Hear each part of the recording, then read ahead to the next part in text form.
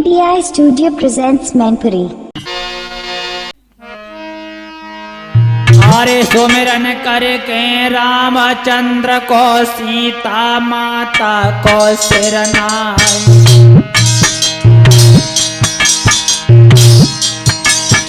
अरे हे हनुमंता वीर अनंता किसी दी जो पार लगाए।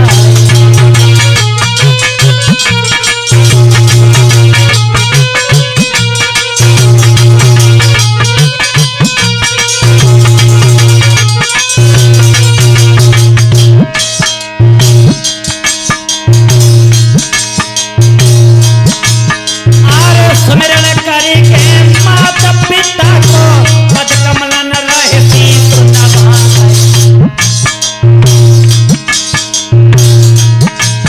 हम सुमिरन करके गुरु अपन को पद कमलन रहती सुझुका।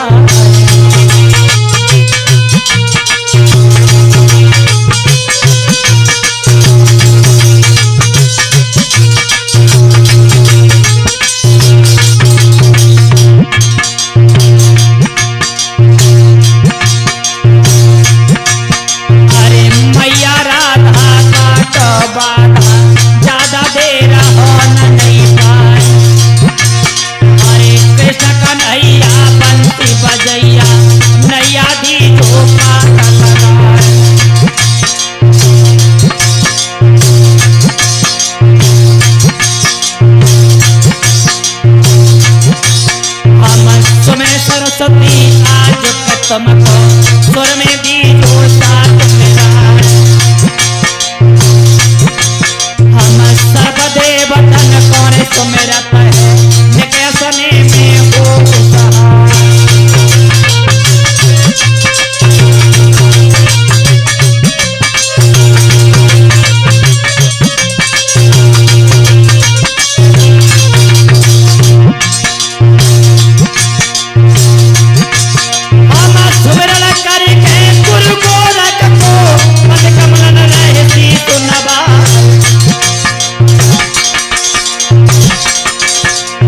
सुमिरन करके चाहर पीर को तुमको रहे हमसे सजुपाए।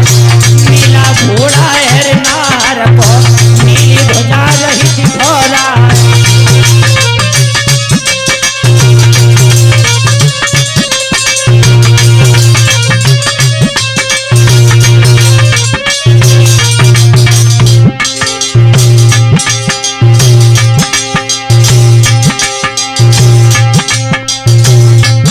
माता मैंने तेरे ही बल पे नैया समुद्र में दीनदार हाथ में बल्ली ले एक लगाए दे जननी पार।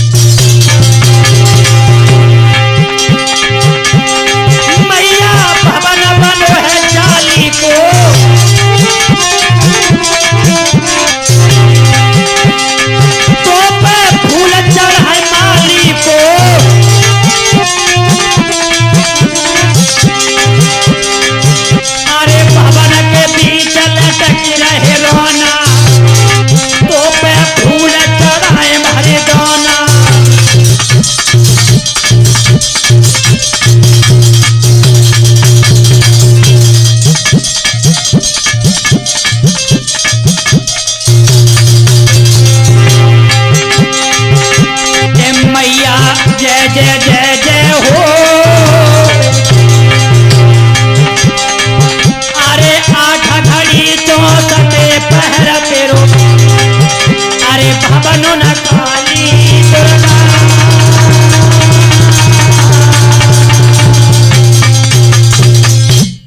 हाँ साथियों, आइए देखते हैं एमपीआई कैसेट में हम राहुल कुमार आज एमपीआई कैसेट के सौजन्य से आप लोगों के समक्ष एक विलक्षण कथा लेकर के चल रहे हैं। इसके प्रोपराइटर हैं हमारे प्रेम नारायण भैया जी। तो आज आप लोगों को बताएंगे कि हमारे इस भारतवर्ष में ऐसी ऐसी माताएं हुई हैं जिन्होंने अपने राज्य की बिल्कुल चिंता नहीं की है, अपने धन धान की बिल्कुल चिंता नहीं की है, और स्वयं माताओं ने अपने बेटों को वन में जाकर के और भगवान का भजन करने के लिए मजबूर कर दिया है। एक बात की समय ध्यान रहे श्रोता बंधुओं, एक बात उस समय की है जिस समय नागकुल में विश्वावसु नाम का एक नाग था, और वो कैसा नाग था?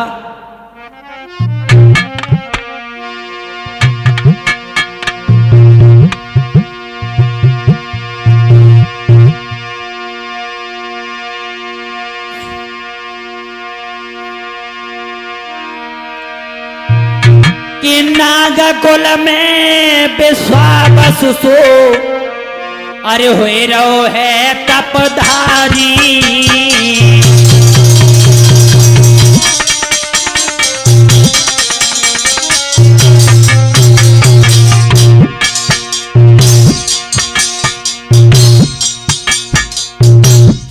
नागकुल में एक विश्वावसु नाम का नाग था।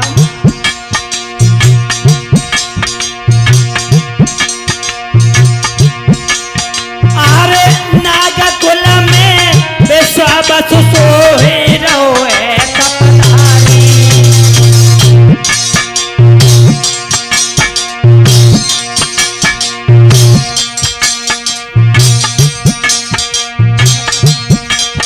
जाके कर रहे बड़ाई सब ही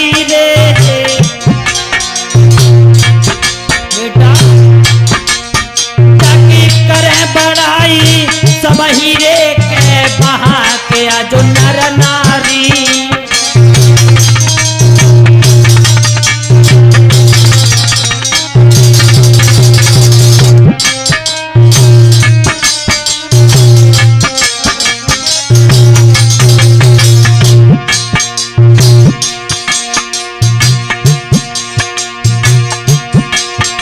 महाराज या तो हम बात को समझावे,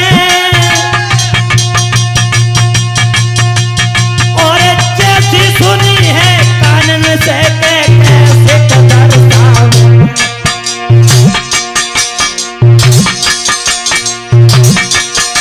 भैया होनी है बलवान समय से पेश नहीं जाती। वीरन होनी है बलवान समय से पेश नहीं जाती।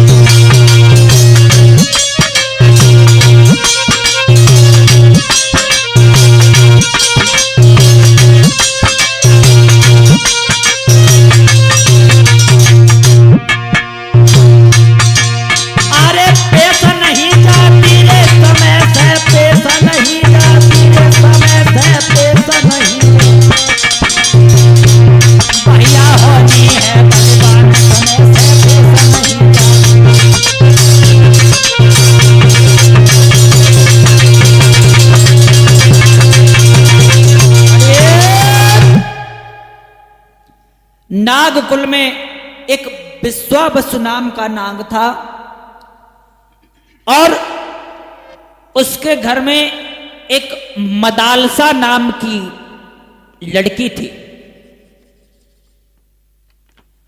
और वो लड़की देखने में बड़ी सुंदर थी। लला बादल बहुत सुंदर थी।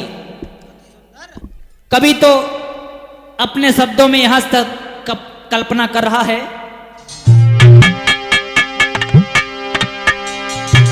अरे थी वो चंद्र बदन उजियारी,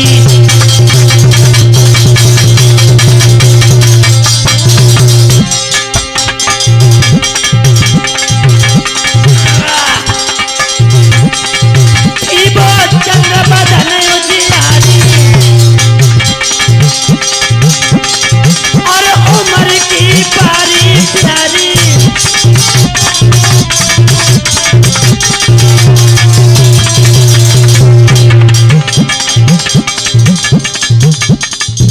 कैसी लला पुजारी।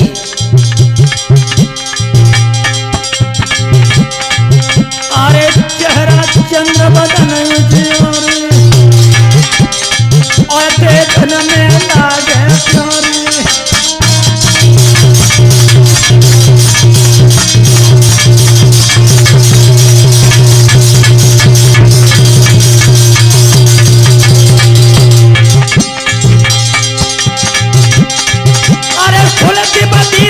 जब बिटिया की कोना स्वर्ग में हो के जाए,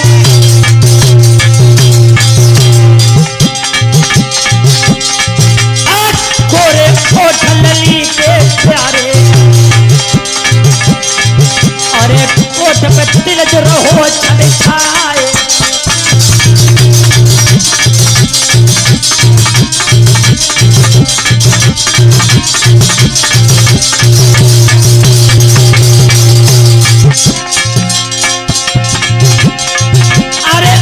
दुपट्टा के जब बिटिया को कोना हो तुरे स्वर्ग में जो,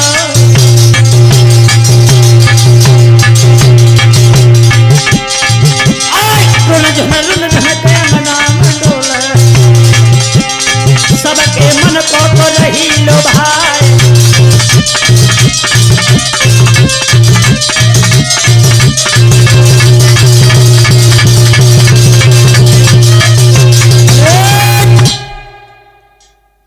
बहुत सुंदर वो लड़की थी। और धीरे धीरे धीरे धीरे जब वो कन्या 12 वर्ष की हो गई, एक दिन की बात, उस कन्या को एक तालकेत नाम के राक्षस ने देख लिया। गुरुजी, तालकेत नाम के राक्षस ने जब उस कन्या को देखा है तो आज उसके दिल में काम वासना जागृत होने लगी। सोच रहा है ये कन्या तो बड़ी सुंदर है और अगर मेरा विवाह कहीं इसके साथ में हो जाता तो कितना सुंदर रहता है। बताया है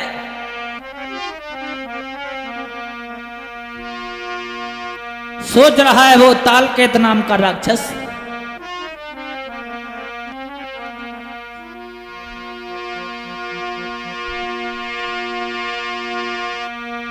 अरे प्यारी नारी घर बने जाए, अरे मेरे भाई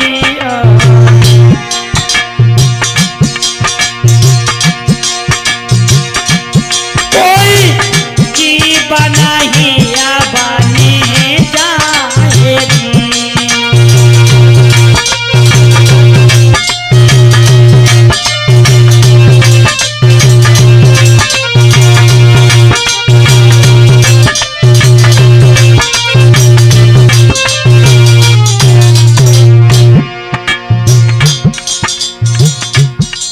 अब सोच रहा है ये नागकुल की कन्या है, हमारा राक्षस कुल है, भला इसका बाप हमारे साथ में शादी तो नहीं करेगा। अल्लाह बादल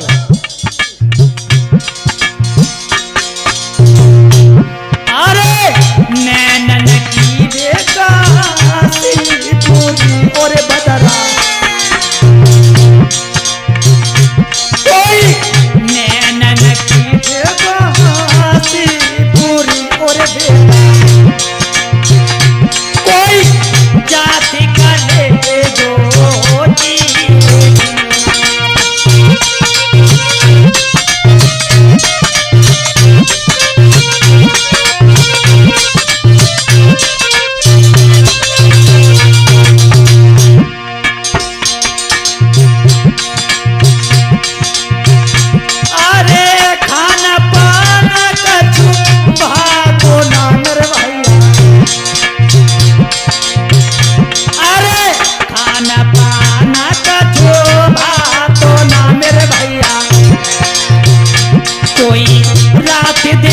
जो साता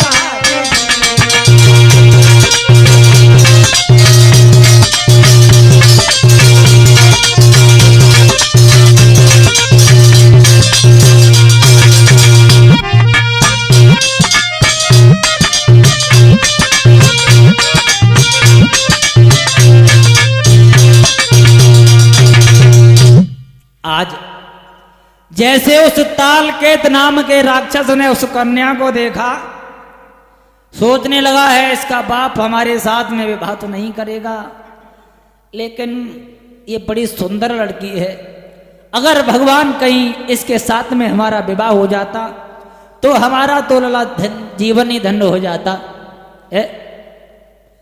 तो आज कुछ महात्माओं ने भी बताया है, और क्या बताया,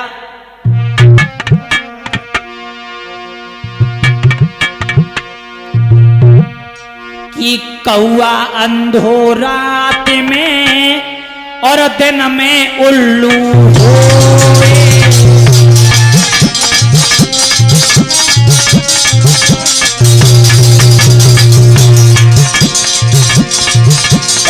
कौआ अंधो रात में दिन में उल्लू होए, अरे कामी अंधो रात दिन जग बुझ गई सब खोए।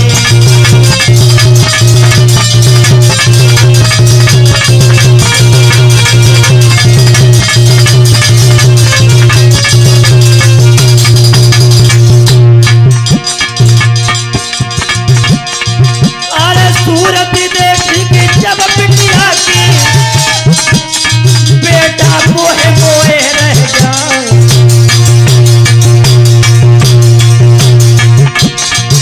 आज चलना चलो रात नहीं लिया, मंदिर मंदिर पड़े दिखाए,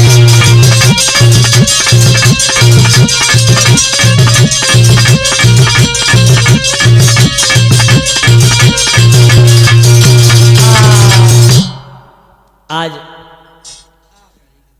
सोचने लगा है कि अब क्या करें क्या न करें। तो एक दिन उसका जब मौका लग गया तो वो तालकेत नाम का राक्षस आज विश्वावस नाग जो था उसकी कन्या जो मदालसा थी, उस कन्या का वो तालकेतु अपहरण कर ले गया। और जब अपहरण कर ले गया है और इधर एक ऋतुध्वज नाम का राजा था, और जैसे ही ऋतुध्वज नाम के राजा ने देखा है कि ये राक्षस इस कन्या का अपहरण करिए ले जा रहा है, इसको बचाना चाहिए, तो आज ऋतुध्वज नाम का राजा आगे पहुंचा और उस राक्षस को मार करके वहां से भगा दिया, और उस कन्या को लेकर के और विश्वावस नाम का जो नाग था उसको ला करके दी। कहा महाराज ये तुम्हारी कन्या चोरी हुई थी, लेकिन ये कन्या ला करके मैंने तुम्हें दे दी। श्रोता बंधु, जैसे उस नाग ने देखा है कि ये राजा तो बड़ा सुंदर है और अच्छा भी लग रहा है, इसका चलन व्यवहार भी बढ़िया है, तो क्यों ना इसके साथ में अगर मेरी बेटी का विवाह हो जाएगा तो कितना अच्छा रहेगा। लला बादल है,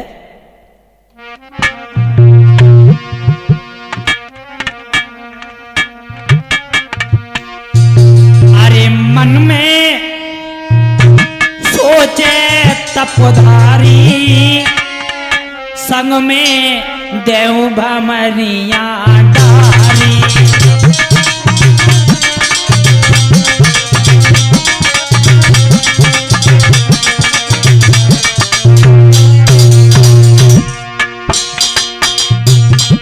पुजारी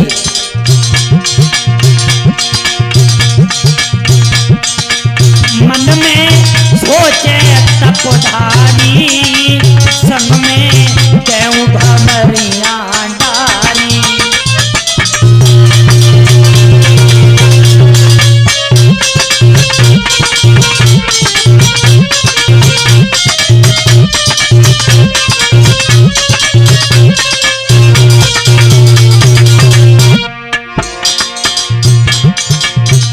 अरे देव भमरिया डारी संग में देव भमरिया डारी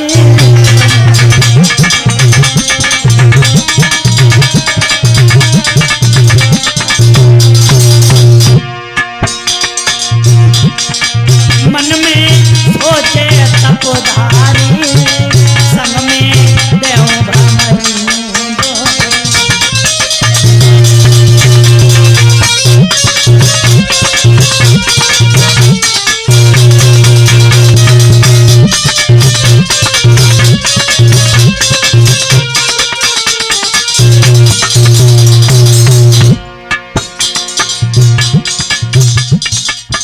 और वो नांग सोच रहा है जब हमारी बेटी इसके साथ में दुल्हन बनकर जाएगी तो कितना अच्छा लगेगा।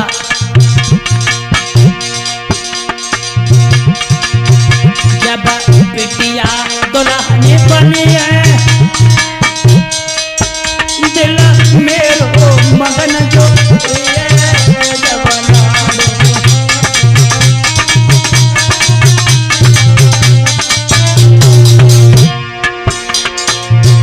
जब बेटी दुल्हनी बनी है दिल मेरो खुश जो हुई है।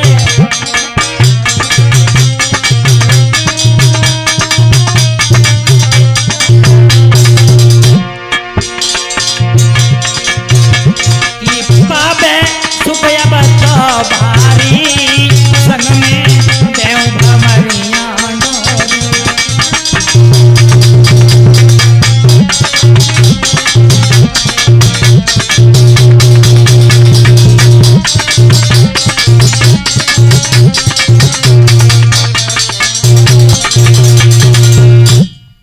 आज जिस समय उस नाग ने देखा है कि राजा तो बड़ा सुंदर है और कहीं अगर इसके साथ में हमारी बेटी का विवाह हो गया तो कितना सुंदर रहेगा तो आज उस कन्या से जब उस राजा ने पूछा है कि बेटी ये बताओ तुम इसके साथ में विवाह करना चाहती हो या नहीं। आज मैया मदालसा कहने लगी है पिताजी मैं विवाह करने के लिए तो तैयार हूं, विवाह करने के लिए मना नहीं कर रही हूं, लेकिन हमारी कुछ शर्तें हैं। बोले शर्तें? बोले हाँ। बोले शर्तें कौन सी हैं तुम्हारी? बोले सुनो।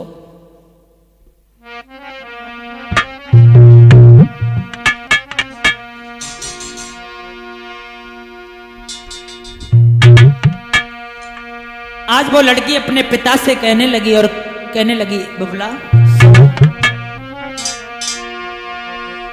अरे सुने बाबोला मेरी बात को उरे बबोला हम तुमको रे समझाए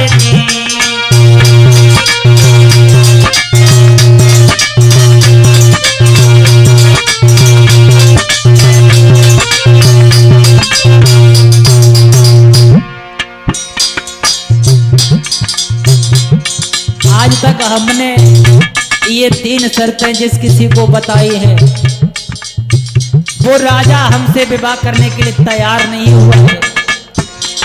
अगर जो हमारे 3 शर्तों को मंजूर कर लेगा बस मैं उसी के साथ विवाह करूंगी। अरे सोने बबुला मेरी बात तोरे बबुला तुम कौन समझाई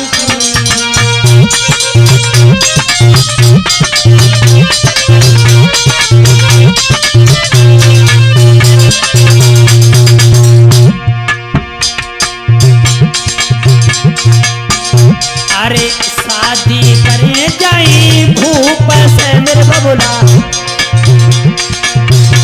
अरे शादी करे जाई भूप से मेरे बबुला जो शरतें आज निभाएगी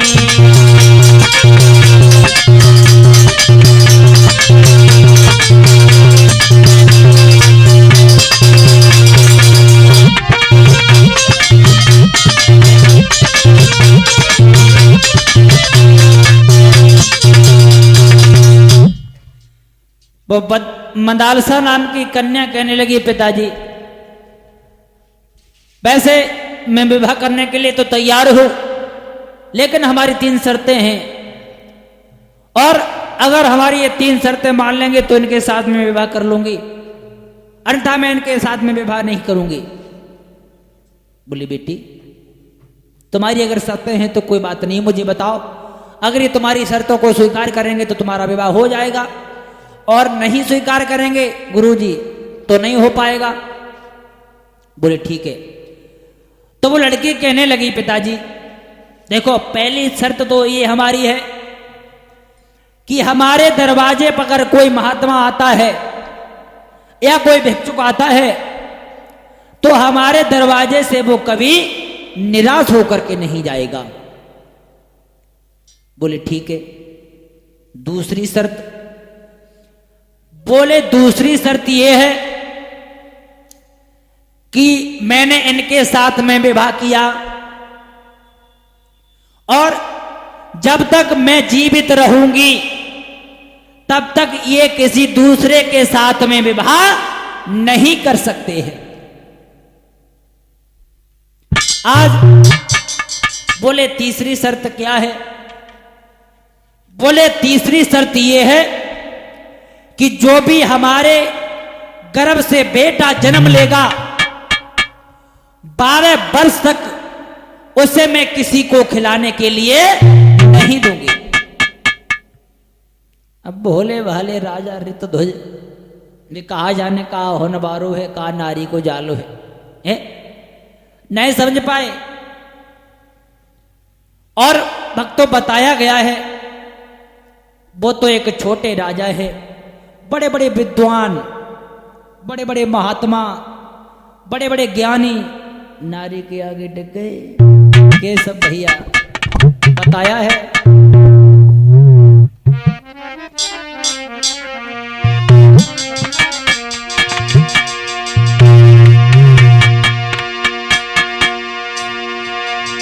कि क्या छुपा दिया है नारी में और जो नहीं देखने में आता है, और नारी के आगे सूरवीर बलवान तलक झुक जाता है।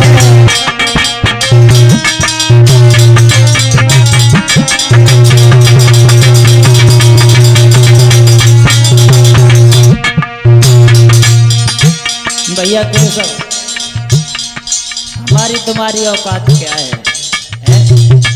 अरे नारी के आगे प्रेम भैया, बड़े बड़े सूरवीर पहलवान, कदरदान, विद्वान पहलवान है, सब झुक जाते हैं।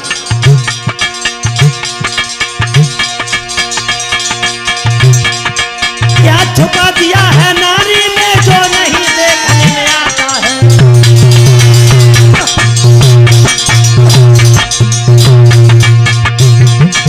नारी के आगे सूरवीर बलवान तलक झुक जाता है, बलवान तलक झुक जाता है,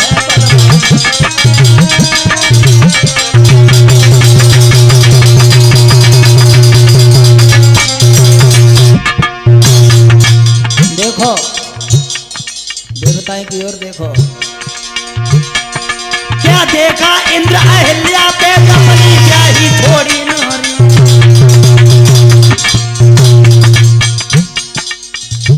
सुन रहे हो?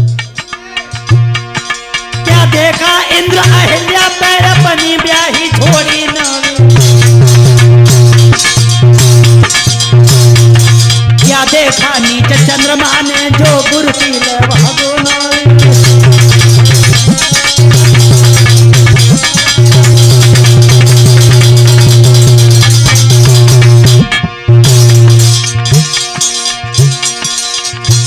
देवताओं की बात छोड़ो, महात्माओं की ओर देखो।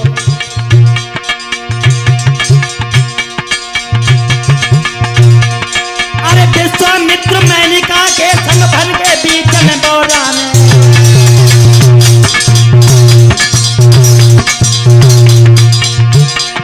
अरे विश्वामित्र मेनका के संग बन के बीच में बौरान।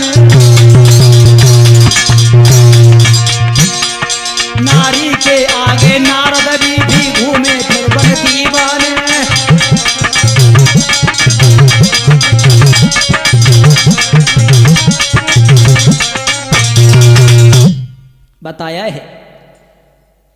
आज जैसे ही ऋतध्वज नाम के उस महाराज ने सुना है, बोले ठीक है कोई बात नहीं, अगर तुम्हारी 3 शर्तें हैं तो मैं तुम्हारी 3 शर्तों को मार रहा हूं।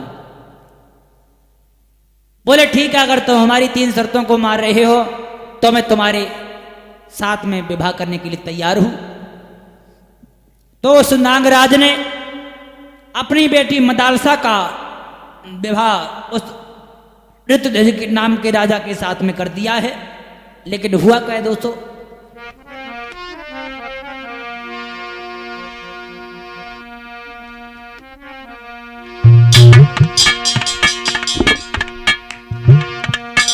और पल में दीनी भमरियां डोरे और मन में खुशी भये नर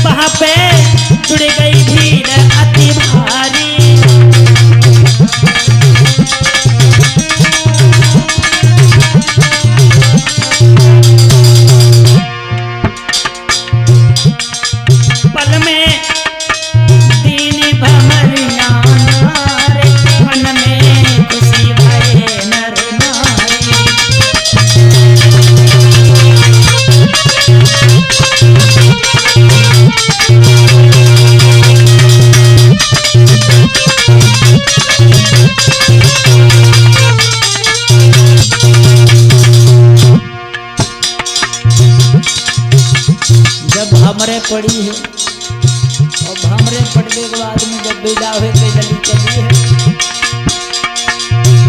अरे चल दीनी सुकुमारी तब ही रोने लगी महतारी।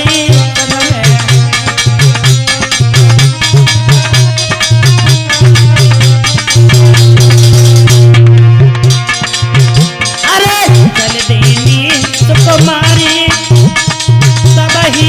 रोने लगी महतारी संग में।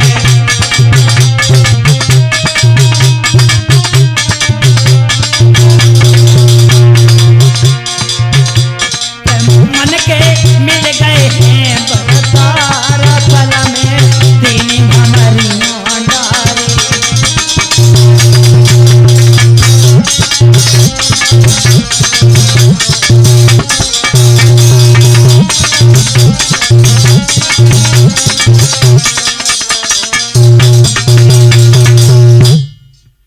आज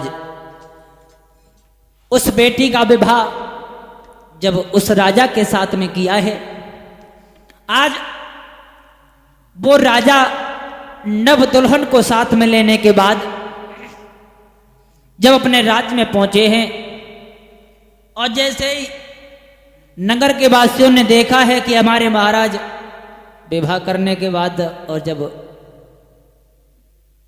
दुल्हन लेकर के आंगन में आए हैं तो वहां पर भीड़ इकट्ठी होने लगी है। नव दुल्हन को देखने के लिए लोग आने लगे हैं। धीरे धीरे धीरे धीरे समय व्यतीत होता गया और उस लड़की के चक्कर में राजा इतने पागल हो गए जो दरबार भूल गए, घर बार भूल गए, परिवार भूल गए। खाएं तो लड़की के साथ, सोएं तो लड़की के साथ, पिए तो लड़की के साथ, रहें तो लड़की के साथ है। अब तो उन्हें उसके सिवा कुछ भी अच्छा नहीं लग रहा है, बताया है।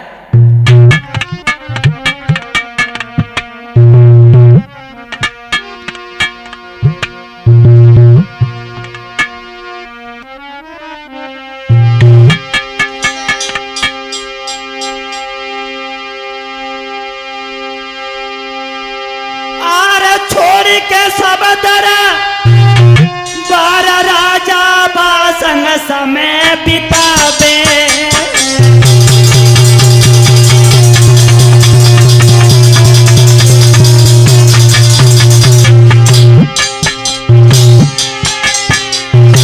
लला पुजारी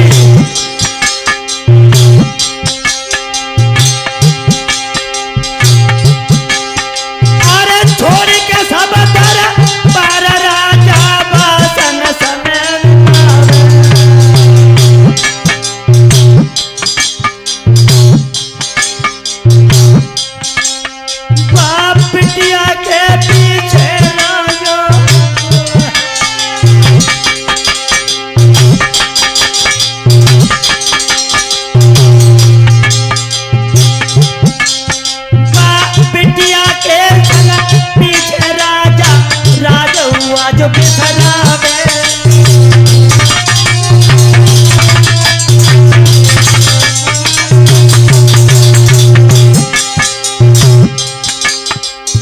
वो तो ने काउ बात वो चीना लगते है। हाँ अपने जय हो सुनाए की प्रजा में का हो रो है दरबार में जाए हो सुनाए।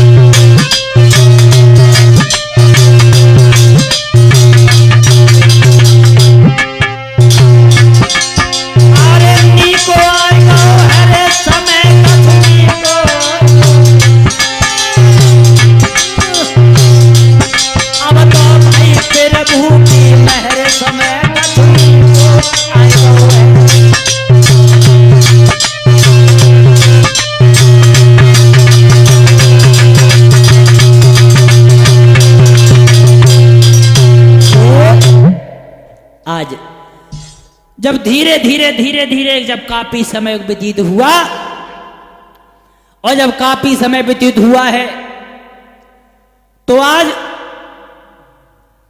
उस कन्या के पेट में एक बालक पलने लगा है। और जब बालक पलने लगा है अब तो हजारों दास और दासियां उसकी सेवा में लगी हुई हैं। और जब प्रसव का समय नजदीक आया है 9 महीना जब पूरे व्यतीत हुए हैं तो हुआ क्या है केशव भैया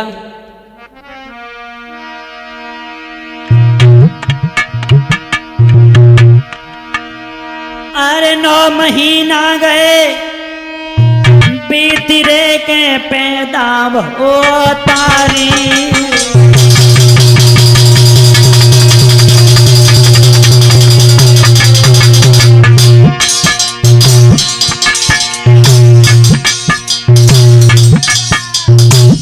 जब मैया मदरसा का 9वां महीना लगा और जब 9वां महीना पूरा हुआ तो एक सुंदर बेटा को जन्म दिया है।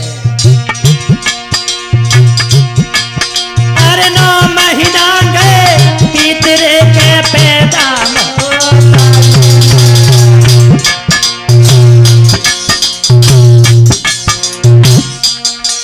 और सुनी खबर जब लाला की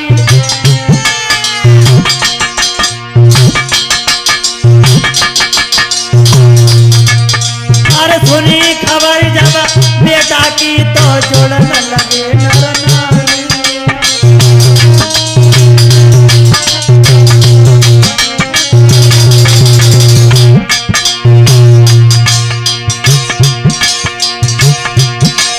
महाराज द्वार पे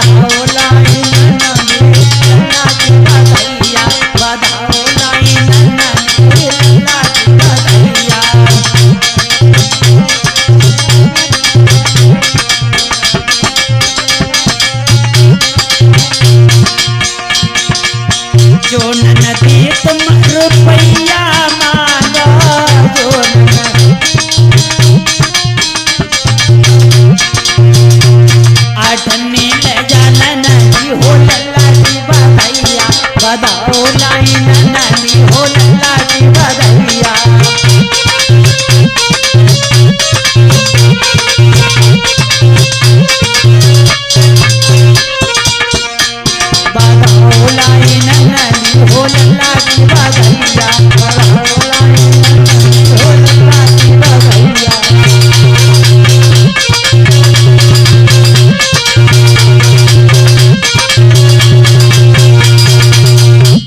आज जब मदालसा ने एक सुंदर बेटा को जन्म दिया है और जब महाराज को पता चला है, द्वार पर हजारों की संख्या में भीड़ उमड़ने लगी है।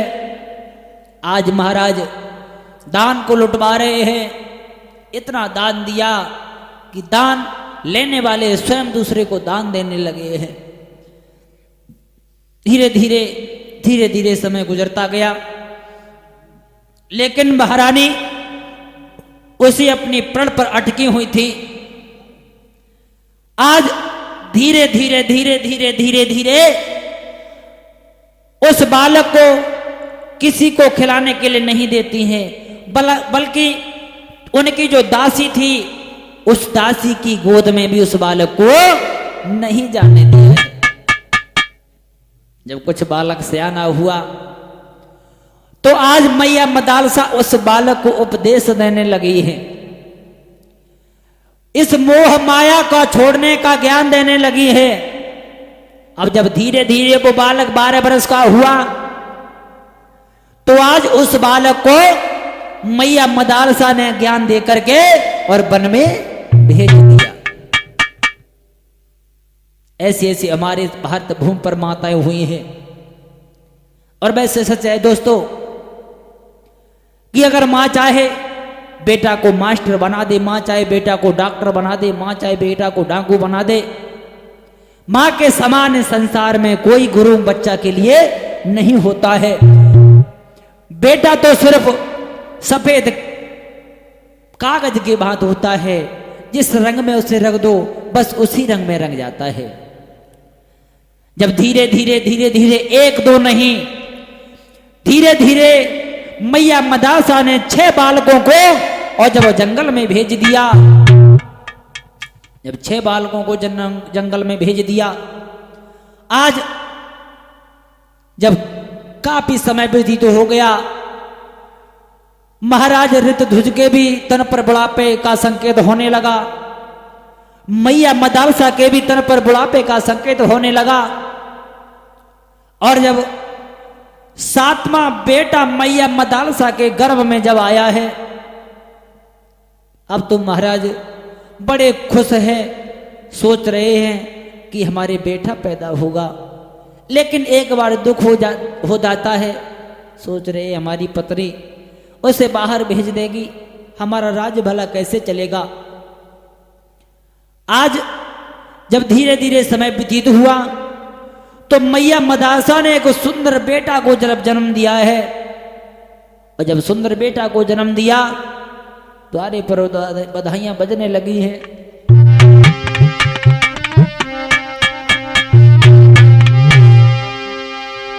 लाखों की संख्या में भीड़ उमड़ने लगी है।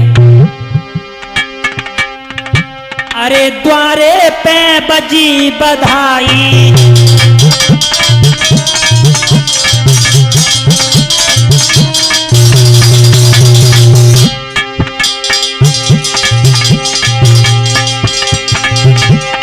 अरे द्वारे पे बजी बधाई,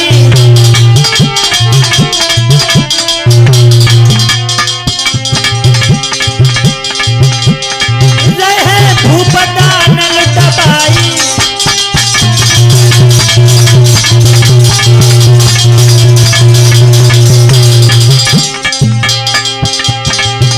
अरे खुशी के भारी भूप को छाई, रहे हैं भारी दान लुटाई।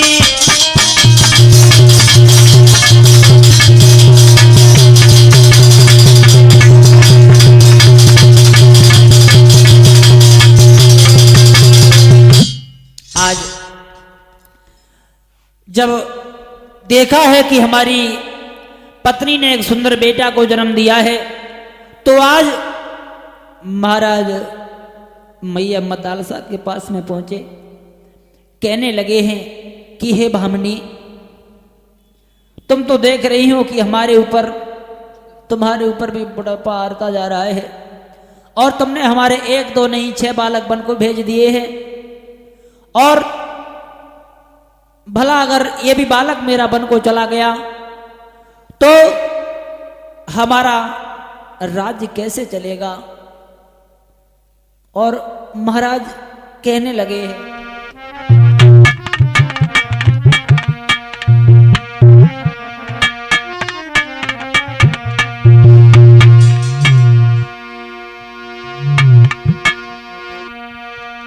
अरे मन में सोचे तपधारी और मुँह से रूठ गए करतार।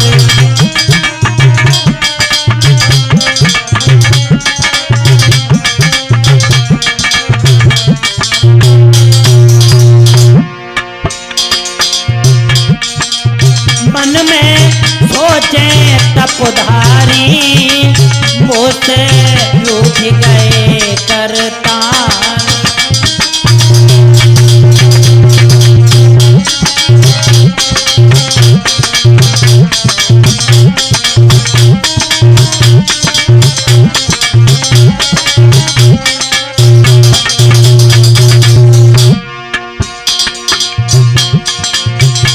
मेरे घर 6 सुत जो आए तो मैं ते उपदेश पठाए। मेरे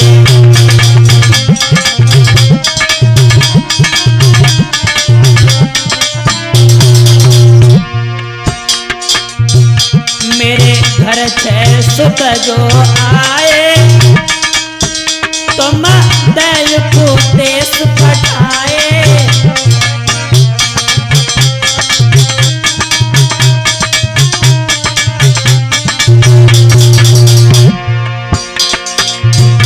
अरे हुए जाए जीवन की ख्वारी मन में सोच रहे महाराज।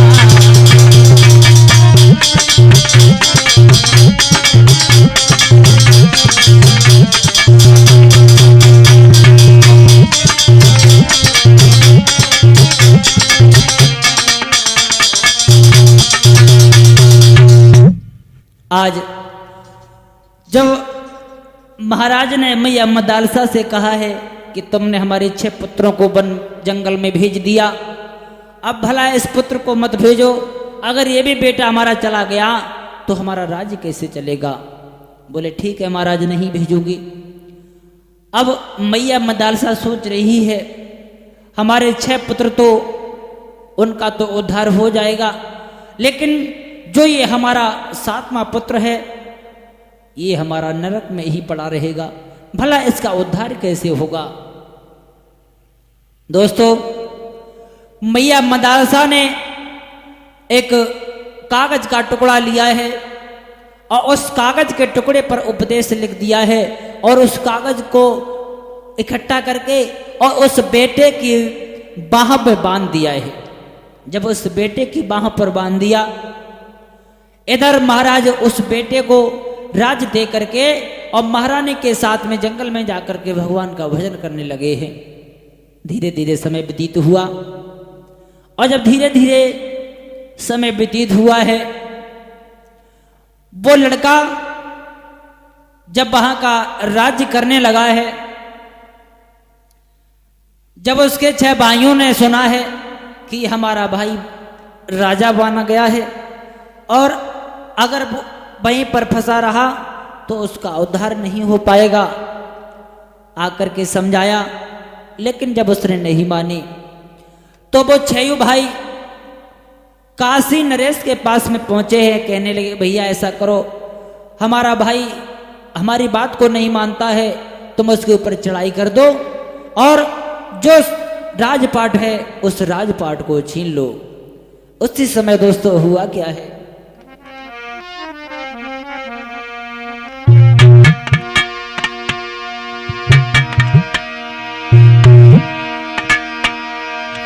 आरे करी चढ़ाई राजा ने है तनिक न देर लगाई।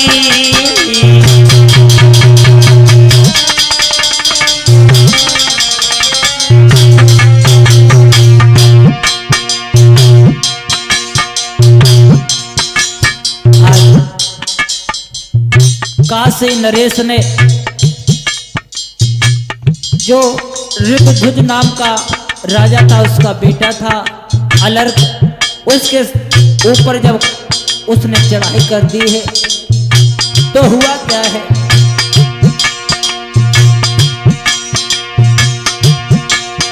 अरे करी चढ़ाई राजा ने नए पल की देर लगाई।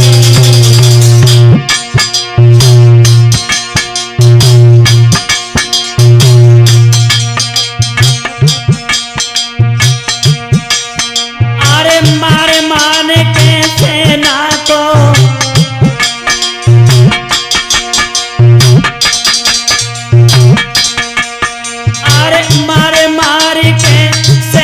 को पे बेटा रहो गिराई।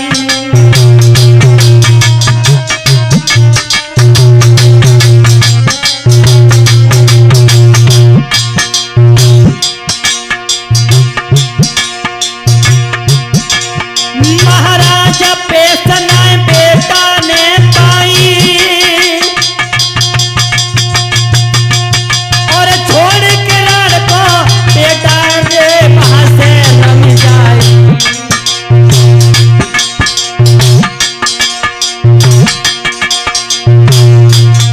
भैया छोड़ के बेटा को के राजा ने कब्जा की।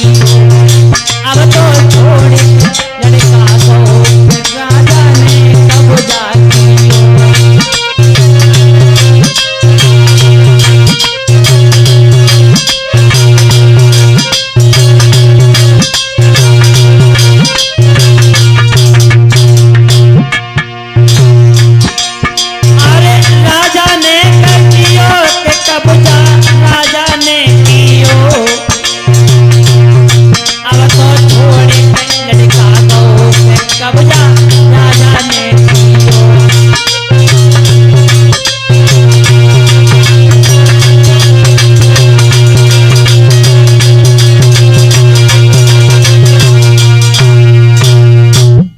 आज दोस्तों जैसे ही उस बेटा की वहां पर पेश नहीं गई है तो आज उस राज्य को छोड़ करके जंगल में जाकर के भटकने लगा है और वहां का जो भी राजपाट था काशी नरेश ने अपने कब्जा में कर लिया और इधर किसी प्रकार से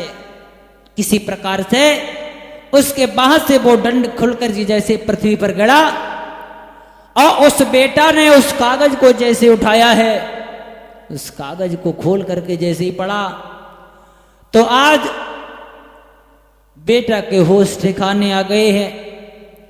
जंगल में आगे पहुंचा और आगे पहुंचा जैसे ही तो वहां पर उस बेटा को गुरु दत्तात्रेय मिले हैं और दत्तात्रेय को गुरु बना करके और उनसे ज्ञान प्राप्त करने लगा है। दोस्तों इस कहानी का जो महत्व है वो मैं आपको पहले बता चुका हूं। ये कोई हास्य कहानी नहीं है, ये सिर्फ आपको और आपकी संतान को सतमार्ग पर पहुंचाने वाली है। बोलिए आनंद कंद भगवान की।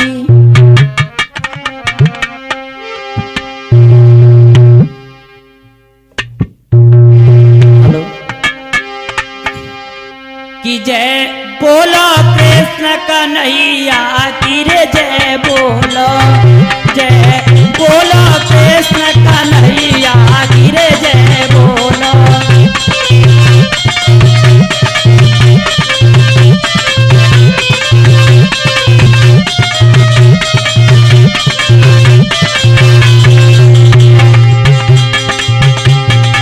लूट लूट दती माखन खाया,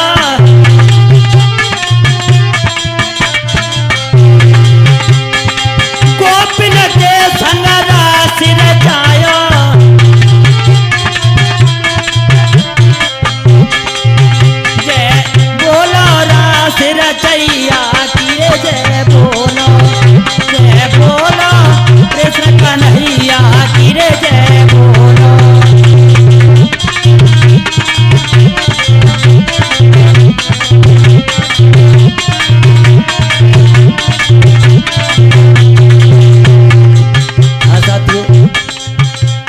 समय ढोलक पर संगति कर रहे हैं हमारे केशव भैया जी लालपुर वाले। चिमटा पर संगति कर रहे हैं बादल अदियापुर निवासी, और घड़ा पर संगति कर रहे हैं पुजारी बेटा लालपुर वाले। और हमारे पास में हमारे इष्ट पर बैठे हुए हैं राजेंद्र शास्त्री जी एटा वाले, और जो ये प्यारी प्यारी आवाज पहुंचा रहे हैं आपके समक्ष हमारे ये प्रेम भैया जी हैं। जय बोलो कृष्ण कन्हैया की रे, जय बोलो बंसी बजैया की रे, जय बोलो